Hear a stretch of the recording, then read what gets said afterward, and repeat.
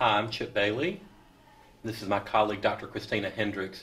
We're here today to share with you a little bit of information on projects that we're both involved in, the Center for Self-Management Interventions in Life-Limiting Illnesses. The center is the home for three R01 level grants and a data management core that manages all aspects of data collection and analyses for the three projects. Two of the projects are led by nurse investigators here in the school, Dr. Hendricks and myself. And Christina, could you tell us a little bit about your project first? Sure, thanks. Thanks, Chip.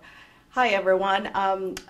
I am associate professor here at the School of Nursing. I also have a joint appointment at the VA as a nurse investigator and a nurse practitioner. My expertise is in gerontology. And the PO1 study that I am doing for the center is actually a continuation of what I have been doing for the past, I would say, 8 years here at Duke as a researcher. And it is helping the family caregivers during the hospital-to-home transition. I decided to focus first on cancer patients just because it is much easier if you have a main focus when you're doing an intervention study. So what I am actually doing for the PO1 study is testing an intervention in symptom management and home care of cancer patients given to family caregivers before we discharge patients to home. And the purpose for this intervention is to increase the confidence and preparedness of family caregivers at home when they provide care and assistance to their loved ones with cancer. So the main outcomes of the study are self-advocacy and preparedness of family caregivers. We're also interested in looking if these caregiver outcomes are also having an impact on patient outcomes. So in addition to caregiver outcomes, we're also collecting rehospitalization, well-being, ED visits of patients. And lastly, this intervention has been tested to be feasible and quite effective in enhancing self-efficacy and preparedness in my previous studies. But the main difference of the intervention at the moment is that we have incorporated self-management strategies to manage stress among family caregivers.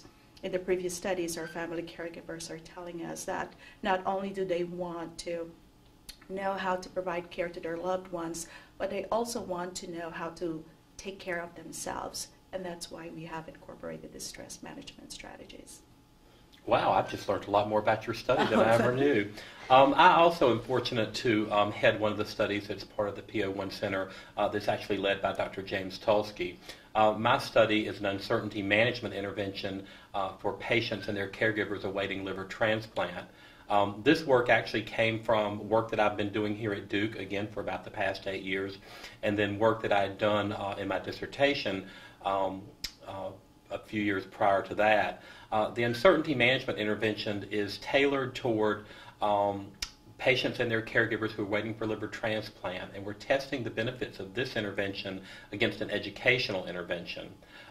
Both arms of the intervention are delivered via telephone by a nurse or social worker in weekly phone calls for 6 weeks to both groups of patients, either the experimental group or the control group. Patients and caregivers are on the telephone at the same time. For patients who don't have a good speakerphone, we'll provide them one in their home. And the reason to have the caregiver on the phone at the same time as the patient is so that during the course of the week, when the patient is trying out some of the intervention strategies or may have forgotten how to use some of the strategies that we've discussed that week on the telephone, the caregiver can help or serve as a coach for the patients, particularly patients with end-stage liver disease who may have some problems remembering things on occasion. The patients in the uncertainty management arm receive a manual of tips to manage some of the common symptoms of their disease. They also receive a CD-ROM of relaxation, and we teach some coping and stress skills for this group of patients. The other group of patients and caregivers receive an educational intervention that's really designed to provide them additional information about end-stage liver disease and what they can expect as they wait for a liver transplant. I think that what's important about this study is we're also trying to teach them to manage their symptoms in a better fashion, and our primary outcomes are also self-efficacy and uncertainty management. But as you can see, again, to wrap up what we have talked about with regards to the PO1 Center, this is funded by the National Institute of Nursing Research. We started this center in 2008, and it's a 5 years funding. So if things turn out well, we should be ending this intervention studies in year 2013.